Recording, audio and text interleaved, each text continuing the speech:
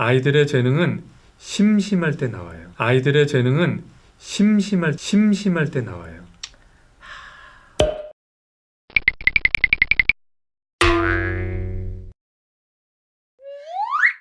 네, 안녕하세요. 반갑습니다.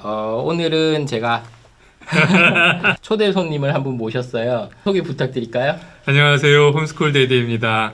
아들 셋하고 홈스쿨링 한 지가 5년 정도 됐고요.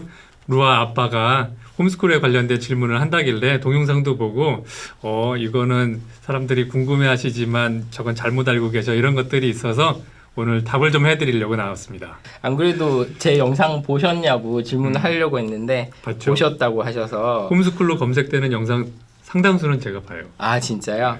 어떻게 검색되는 게 많이 있나요 지금? 그렇게 많지는 않아요. 제게 제일 많아요. 그래서 제 걸 보실 수 있었군요. 제 거 아직 잘 안 보여가지고 오늘 대디님 모시고 제가 궁금했던 게 저도 사실 홈스쿨링을 잘 모르잖아요. 그래서 질문 자체가 되게 협소해요.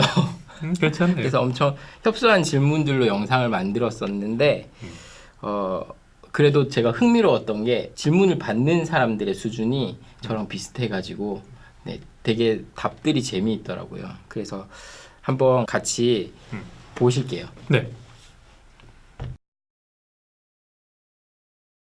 네, 제가 여기 드렸던 질문들 가운데서 되게 흥미로웠던 게 꽤 많은 분들이 홈스쿨링에 대해서 조금은 알고 계시더라고요. 전 전혀 모를 거라고 생각했거든요. 생각보다 홈스쿨링에 대한 관심도 많고요. 최근에 한 방송에서 어느 홈스쿨 가정이 그 집에 아이가 5이었나? 그 바람에 사람들이 꽤 많이 하세요 이제. 제 영상에서도 그 얘기가 나왔어요. 음. 그 VOS인가? 맞아요. 네, 그 분이셨는데 생각보다 사람들이 자기 견해들도 분명히 있으시더라고요. 장점에 대해서 제일 많이 나왔던 게 개인의 특성을 잘 고려해서 가르칠 수 있을 것 같다. 네. 그래서 한번 해보고 싶다. 이렇게 얘기를 하던데 직접 하시는 대리님 입장에서 가장 베스트인 장점일까요? 사실 홈스쿨링을 시작할 때는 우리 아이의 장점을 살려주기 위해서 홈스쿨링을 하는 가정은 많지 않아요. 예를 들면 영재 발굴단 수준에 나오는 아이 정도면 부모가 얘는 정말 특별하게 키워야 돼 해서 하지만 일반적으로 홈스쿨링을 시작하는 분들은 반대로 아이가 학교에 적응을 잘 못해 이렇게 갔다간 아이가 심한 마음의 상처만 입고 나중에 걱정스러워 그래서 학교에서 빼야지 이런 경우가 많아요. 그런데 해보면 아까 그 장점이 분명히 살아나요.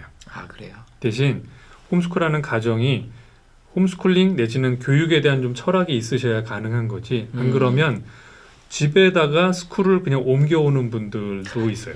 홈스쿨이라며 홈에다 스쿨을 붙여 그래서 집에 있는데 학교 공부하듯이 아마 몇 시부터 몇 시까지 뭐 그렇게 한 4개월 하고 나면 이제 깨달아요. 아 이건 홈스쿨링이 아니다. 그래서 이제 확 내려놓죠. 많이 알고 계신 대표적인 사례가 이제 악동 뮤지션인데 악동 뮤지션이 처음에 이제 몽골에서 네네네. 홈스쿨링 할 때도 학교 스케줄 그대로 가지고 온 거예요. 아, 네네. 그러니까 애들이 하다가 못하겠는 거야.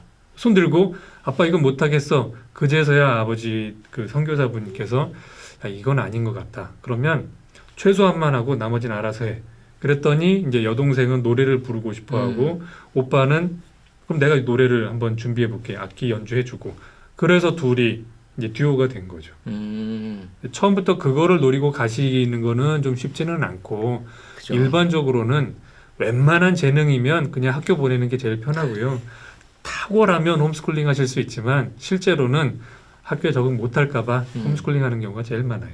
아 그러니까 되게 큰 포부를 가지고 하시는 분들보다는 일단 아이가 적응을 못해서 급한 마음에 시작하시는 분들이 훨씬 더 그렇죠. 많으신 거네요. 그러다가 잘 되면 이제 아이들의 재능이 발굴되는. 근데 여기 약간 팁이 좀 있어요. 네. 얘기가 좀 길어질 수도 있는데 네. 아이의 재능을 발굴하는 방법을 부모들이 잘 모르세요. 아, 그죠. 아이들도 잘 몰라요. 왜 그러냐면 아이들의 재능은 심심할 때 나와요. 이게 이제 아이들이 커가면 알 텐데 요즘 아이들이 심심할 틈이 없어요. 그쵸. 학원 갔다 와야 되고 쉬는 시간에 다 이거 만져야 되니까 네네네. 아이들이 자기가 진짜 좋아하는 게 뭔지 잘 모르는데 우리 집의 경우 홈스쿨 시작하고 나서 한 2달 이상을 아무것도 안 시키려고 했어요. 그게 쉽지가 않아요. 부모 입장에선 이미 시작하고 처음에 2달을요.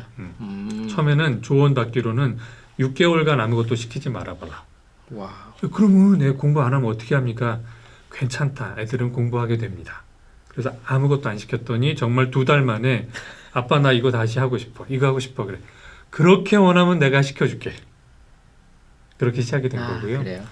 정말 심심하면 애들이 자기 취향을 찾기 시작해요. 현민이의 경우 할 게 없으니까 종이 접기 시작한 거고, 혜민이는 심심하니까 수학 문제를 풀거나 큐브를 맞추거나. 그래서 부모님들이 만약에 우리 아이의 장점을 찾고 이걸 키우고 싶다, 홈스쿨링을 하건 안 하건 간에, 그러면 아이들이 너무 나이 들기 전에, 즉 학업의 압박감을 아주 심하게 느끼기 전에 아무것도 안 시켜보는 기간이 좀 필요해요. 부모로서는 상당히 두려운 일이네요. 근데 두려움을 못 이기면 네네. 남들이 하는 대로 따라가게 되고, 그러면 안타깝지만 남들이 하는 것 아주 탁월하게 잘하지 못하는 한 그 안에서 경쟁하면서 아이들이 좀 힘든 삶을 살 가능성이 크죠. 진짜 잘 모신 것 같아요. 딱 듣는데 지금까지 들었던 어떤 다른 교육에 대한 얘기가 전혀 다른 신세계인 것 같아요. 나 이거 눈물을 흘리면서 배웠어. 애들 키우면서. 그러게 거의 진짜 1세대이신 거잖아요. 사실은 그 앞 세대들이 계신데 네. 그분들은 워낙 소수여서 눈에 잘 안 보이고요. 아마 굳이 말하면 제가 한 2세대쯤 될 거예요. 그래요? 그 1세대들의 고생에 기반해서 2세대들은 조금 여유롭게 배우고 시작하고 있죠. 저도 이 육아 채널을 하는 게 뭔가 보여주시는 사람들이 너무 없어서 너무 두려운 거예요. 그래서 이제 저도 시작했는데 진짜 너무 좋은 것 같습니다. 그러다 보니까 많은 분들이 인터뷰를 해보니까 두려워하시는 부분, 단점으로 생각하시는 부분들이 내 아이 고립되면 어떡해, 그렇죠. 사회화가 안 돼서 나중에 친구 없으면 어떡해, 사회 부적응하면 어떡해, 이런 걸 되게 많이 여쭤하시더라고요. 네. 네, 그래서 그런 건 어떻게 해야 되나요? 홈스쿨을 할 때 네네. 굳이 나누자면 2개가 있어요. 하나는 완전 고립형 홈스쿨링. 그분은 쉽게 말하면 산에 들어간 거예요. 네. 근데 그러면 지금 얘기한 그 문제 그대로 발생을 해요. 네네네. 그런데 2번째 홈스쿨링이 더 종류가 많은데 뭐냐면 공동체 생활을 하는 거예요. 다들 답이 없고 좀 불안하니까 네. 서로 도와야 되잖아요. 우리나라 홈스쿨링 흐름이 크게 2가지인데 하나는 이제 종교 단체에서 해주는 거예요. 주로 이제 기독교 단체에서 교회에서 홈스쿨링을 많이 지원해주고, 또 하나는 일종의 자연 운동, 시민 운동 계열, 보통 자연 운동 계열이 많죠. 그래서 그런 쪽에 계신 분들이 홈스쿨링을 좀 해요. 네네. 왜냐하면 홈스쿨링은 기본적으로 주류에서 벗어난 거기 때문에 신념이 없으면 네네. 약하면 오래 못 하거든요. 그런데 방금 말씀드렸던 이제 기독교 신앙하고 뭐 자연주의, 이게 둘 다 신념을 가진 분들이기 때문에 이게 좀 그렇죠. 가능하죠. 자, 이제 그러면 이 공동체 안에 들어갔다 사회성이 확실히 뭐 더 발전하느냐, 아니면 학교 수준은 따라가느냐, 아니면 그래도 학교 수준에 못 미치느냐, 네네. 답부터 말씀드리면 학교보다 사회성이 더 뛰어나게 발전이 돼요. 그래요? 왜 그런지 설명을 드릴게요. 네네. 직장생활 해보셨으니까 사람들을 많이 알고 있지만 그래도 내가 편안하게 이야기할 수 있는, 네네. 나이를 떠나서 네네. 몇 명 정도 되시는 것 같아요? 저도 되게 제 개인적으로 누가 고립시키지 않아도 약간 고립형이라 가지고 그렇게 많지가 않아요. 저도 직장에 한 뭐 5명, 뭐 진짜 베프 한 5명, 그게 다인 것 같아요. 가족도 있을 수 있잖아요. 그쵸. 가족. 근데 가족도 진짜 어머니, 아버지, 장인어른, 장모님, 와이프 이 정도가 다인 것 같아요. 요즘 워낙 자기 살기 바빠서 가족이 아닌 경우가 많죠. 그러면은 지금 얼추 한 15계시잖아요. 네. 지금 스스로 고립형이라고 그러니까 15이고, 그냥 고립하지 않는 사람, 좀 일반적인 사람은 20명 또는 25, 조금 관계가 넓은 사람은 한 40명, 어른들도 그 정도밖에 안 되니 아이들 얼마나 되느냐? 아이들도 한 30명 이내예요. 그런데 초등학교에 가면 지금 한 반에 몇 명인지 대략 한 25? 네, 맞아, 그 정도 돼요. 와. 그 말은 뭐냐면 아이가 학교에 가면 자기 반 친구들로서 자기의 인간관계가 꽉 차요. 그러니까 네, 그죠. 아마 기억하시기로도 학교 다닐 때 굳이 옆에 반에서 친구 만들 이유 없었을 거예요. 그죠. 학기 초에만 어. 옆에 반에 장년 친구 장년 친구 있으니까. 더군다나 한 학년 위나 아래로는 아예 친구가 거의 없지. 그죠. 네. 자, 근데 홈스쿨하는 애들은 일단 모여도 같은 학년에 태어난 애들이 없어요. 별로 없어. 둘, 셋밖에 네. 없어. 그러니까 위로 한 3, 4년, 아래로 한 3, 4년하고 친구로 살아야 돼요. 그래도 합쳐놓으면 한 15밖에 안 돼요. 그럼 나머지 한 또 다섯, 여섯 어떻게 채우냐면 친구의 엄마로 채워야 돼요. 그래서 홈스쿨러들 공동체에 일주일에 뭐 한 번, 두 번 가는 아이들의 특성이 뭐냐면 일단 위로 한 3, 4년, 네. 아래로 3, 4년 해서 한 20명 사귀고 그다음에 친구 엄마들하고 이야기하는데 여기가 또 한 4명 돼요. 네. 그러면 한번 생각해 보세요. 사회성의 정의가 뭘까? 한번 우리 시청하시는 분도 생각해 보면 좋겠는데 직장 생활할 때 사회성 1. 같은 해에 태어난 사람들하고 친하게 잘 지낸다. 2. 같은 해에 태어나지 않은 사람들하고 잘 지낸다. 뭐가 사회성에 가깝나? 어느 쪽인 것 같아요? 2번이요. 당연히요. 1번은 사회성이 필요 없어. 그냥 그죠. 몇 년, 동갑이네? 이러면 끝인 거야. 그런데 사회성은 조금 거리가 있는 어른 앞에서도 행동할 줄 알고 어린 후배도 다독거릴 줄 알고 이게 사회성이라고 치면 학교 다니는 친구들은 학교를 다니면 다닐수록 사회성을 배울 가능성이 줄어들어요. 그걸 어떻게 알 수 있냐면 초등학교 아이들은 놀이터에 가면 쉽게 친구 사귀어요. 네네네. 중학생은 놀이터에 가서 친구 사귈 수 있을 것 같으세요? 아니요. 핸드폰 보고 있겠죠. 못해. 괜히 말 걸면 혹시 뭐 안 좋은 일 생길까 봐 말도 잘 안 해. 네네. 초등학교 아이들은 엘리베이터 타면 옆집 아저씨한테도 인사 곧잘 해요. 네네. 중학생들은 엘리베이터 타면 속된 말로 쌩까. 그죠. 그 말은 뭐냐면 자기 나이대가 아닌 사람들하고 대화하는 능력이 시간이 흐를수록 떨어져요. 네. 달리 표현해보면 사회성이 떨어져요. 역설적으로 배달의 민족이라는 앱 아시죠? 네네네. 제가 한번 만났었는데 성공 요소가 뭐냐 그랬더니 자기 앱에서 전화 기능을 넣지 않은 게 중요한 성공 요소다. 그래서 그게 무슨 의미입니까? 대학생들이 전화로 음식 주문하는 걸 힘들어한대요. 그럴 수 있을 것 같아요. 이 얘기를 어른들한테 예를 들면 40대 50대한테 하면 이해 못하세요. 아니 내가 돈 내고 음식 사 먹는데 왜 전화를 못하냐.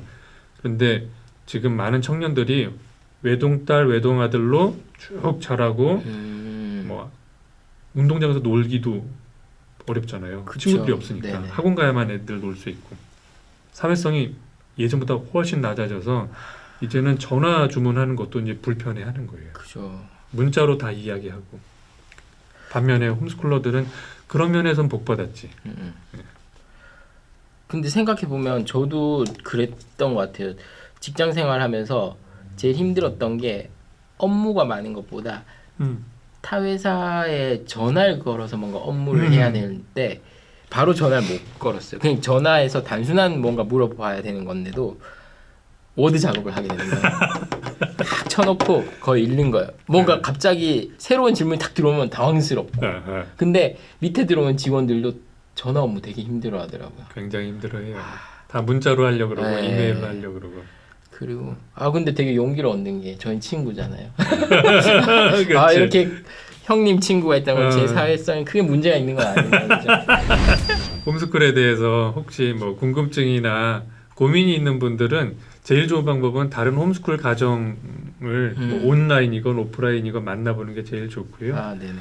홈스쿨링이 좀 도전적이고 흔히 말하는 리스크가 있는 도전이기는 한데 사실 혜택이 굉장히 커요. 그리고 걱정하는 거 상당 부분은 지레짐작일 가능성이 있어서 네네. 신중하게 고려해서 선택한다 그러면 위험한 건 아니에요. 리스크라는 거는 꼭 문제가 난다는 게 아니라 날 수도 있다는 거잖아요. 위험한 건 실제 문제가 나는 거고 그렇게 위험하지는 않아요. 걱정은 좀 될 뿐이지. 그렇죠. 사실 다른 어떤 대안을 쓰더라도 다 위험의 요소는 있는데 그 남들이 다 겪는 보편적인 위험이라서 네. 그냥 가고 그렇지. 그런 차이가 있는 것 같아요. 네, 그리고 홈스쿨링 궁금하면 제일 좋은 방법 중에 하나가 여기 홈스쿨 대리님의 채널을 들어가 보시면 또 자세한 내용들이 많이 있습니다. 네. 많이 와주세요. 네. 그리고 제가 여기 인터뷰 영상에서 질문들을 받았어요. 아, 제가 네. 전문가분 모실 거다. 그러니까 혹시 궁금한 거 있으면 좀 물어봐 주실래요? 이렇게 했더니